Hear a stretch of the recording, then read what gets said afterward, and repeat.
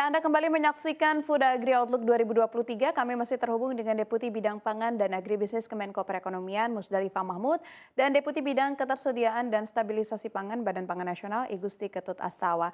Saya ingin kembali lagi ke Ibu Musdalifah. Bu Musdalifah tadi menyebutkan bahwa salah satu tantangannya adalah alih fungsi lahan.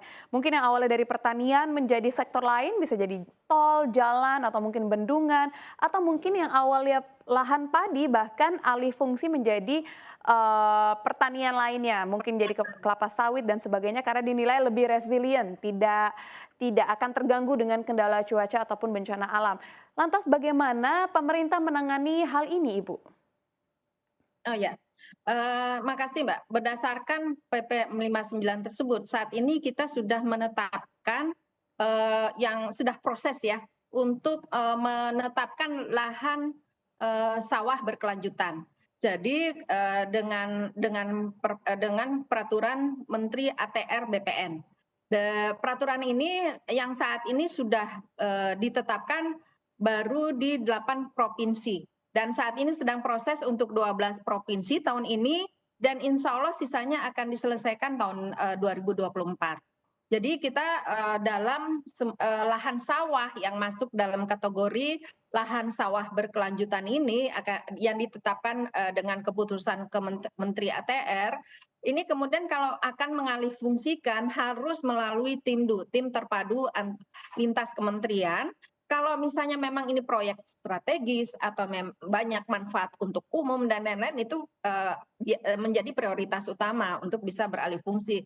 Tetapi tugas utama kita harus mencari lahan pengganti. Karena 7,4 juta hektar lahan sawah ini harapannya ini memang harus terus bertahan. Karena selain kita akan mengupayakan peningkatan produksi melalui produktivitas dan lain-lain, kita juga berharap bahwa peningkatan penduduk ini dengan jumlah luas lahan sawah yang ada saat ini tetap bisa memenuhi kebutuhan beras nasional kita. Ini Mbak. Oke, katakanlah ya Bu, alih lahan ini adalah karena memang petani-petani ini memang ingin mencari penghasilan yang jauh lebih resilient. Nah, tapi gimana kita dengan para konsumennya Bu? Kita terbiasa dengan nasi. Bagaimana caranya membiasakan kita untuk bisa menggantikan nasi sebagai makanan pokok kita, Bu? Sebenarnya itu kita diversifikasi pangan juga sudah mulai kita programkan ya Mbak ya. Jadi sebelumnya kan kita tahu bahwa ada beberapa wilayah kita yang pangan utamanya bukan beras sebenarnya, tapi kenangan itu seperti misalnya di Papua, beberapa di wilayah Sulawesi, kemudian di wilayah Sumatera, ada beberapa yang memang konsumsinya adalah sagu misalnya. Nah, kita saat ini mendorong program untuk sagu ya, pemanfaatan sagu untuk pangan utama. Demikian juga yang biasanya mengkonsumsi jagung, itu terus kita lakukan promosi-promosi membangun diversifikasi pangan rakyat. Ini terus dilakukan dan di Bappenas sekarang ini kita sudah punya satu kedeputian ya Pak ya, untuk mendorong peningkatan diversifikasi pangan dan gizi masyarakat ya. Iya, di Badan Pangan Nasional. Jadi harapan kita itu nanti akan terus bergulir, tidak hanya beras tapi pangan. Dan untuk lahan sawah berkelanjutan ini ya harapan kita memang di situ kan bukan hanya sekedar sawah Mbak, pemerintah juga sudah investasi, membangun irigasi, jalan dan lain-lain. Harapan kita ini kita harus betul-betul jaga lahan sawah yang sudah terbangun. Kecuali untuk kepentingan yang lebih besar, lebih tinggi lagi itu harus melalui tim terpadu itu bisa dialihfungsikan. Harapannya nanti ke depan semua prioritas-prioritas yang mendapat dukungan dari pemerintah, maaf, akan diutamakan kepada wilayah-wilayah lahan sawah berkelanjutan ini sehingga petani tertarik untuk terus menjaga lahannya sebagai lahan sawah. Ini Mbak. Iya, baik Ibu. Apa yang menjadi kendala dalam diversifikasi pangan, Bu? Dari sorghum, sagu, jagung yang tadi Ibu sebutkan, apa yang menjadi kendala terbesar?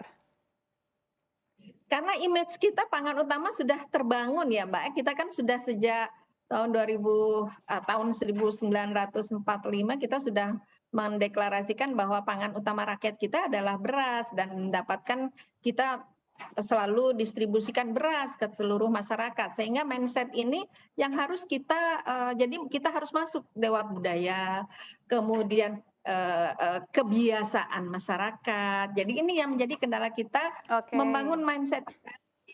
Iya. Saya ingin kembali ke Pak Ketut. Pak Ketut, mindset kita nggak bisa kalau nggak makan nasi atau nggak bisa kalau nggak ketemu ayam, pangan-pangan lainnya dan sebagainya. Untuk komoditas pangan, tapi saat ini sudah mencapai ataupun sudah menembus harga acuan pembelian ataupun harga eceran tertinggi. Nah, apa yang menjadi langkah selanjutnya dari Badan Pangan Nasional, Pak? Baik, Mas Saf. Sebenarnya ada minimal 5 langkah yang kami lakukan sebenarnya dalam rangka menjaga stabilisasi pangan, harga pangan terutama ya. Yang pertama, kita tetapkan regulasi harga acuannya, di mana semua pangan kita tetapkan regulasi harga acuannya sehingga ada patokan sebenarnya.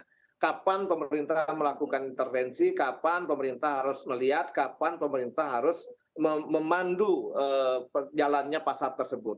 Yang kedua adalah mobilisasi pangan dari wilayah surplus ke defisit sebagaimana sampaikan Bu Deputi tadi bahwa Badan Pangan sudah melaksanakan ada yang daerah-daerah yang surplus Mbak. Kemudian ada daerah-daerah yang tidak menghasilkan barang sehingga harganya naik. Sehingga ini harus kita lakukan mobilisasi pangan lewat fasilitasi distribusi pangan.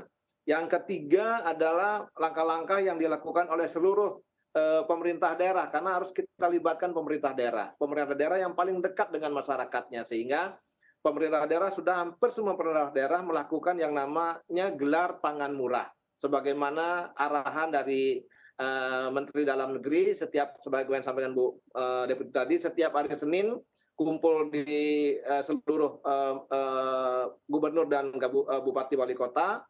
Kemudian diarahkan oleh Menteri Dalam Negeri agar melakukan langkah-langkah salah satunya adalah melakukan gelar pangan murah. Nah yang ketiga kami juga melakukan monet bersama Satgas Pangan. Harus dipantau karena kalau kita membuat kebijakan kemudian kita kawal kebijakannya juga tidak bagus sehingga kami melakukan pemantauan kepada pedagang-pedagang terkait dengan harga acuan. Memang pada saat ini harga memang relatif tinggi. Karena kondisi daripada pembelian di awal pada saat khususnya beras harga memang tinggi pada saat GKP di bulan kenaikan sudah terjadi sejak bulan September, Oktober, November. Oleh karena itu langkah yang dilakukan oleh pemerintah melaksanakan stabilisasi pasokan dan harga pangan SPAP beras medium yang sudah mencapai hampir 360.000 pada sampai dengan bulan Februari ini. Dan terakhir juga kita mendorong teman-teman melakukan tadi penjualan melalui online agar tadi memangkas distribusi ini rantai distribusinya sehingga relatif harganya bisa terjangkau. Demikian Mbak yang bisa saya sampaikan. Baik, terima kasih Pak Ketut, terima kasih banyak Ibu Musdalifah atas waktunya telah berdiskusi dalam Food Agri Outlook 2023. Sehat dan sukses selalu Bu, tentunya kita berharap agar ketahanan pangan kita ini bisa terus berlangsung selama-lamanya ya Bu, dan makanan Indonesia bisa semakin beragam, tidak hanya stick kepada nasi. Terima kasih Ibu. Terima kasih Mbak. Terima kasih. Terima kasih. Terima kasih Pak Saf. Sama-sama Pak. Terima kasih. Terima kasih.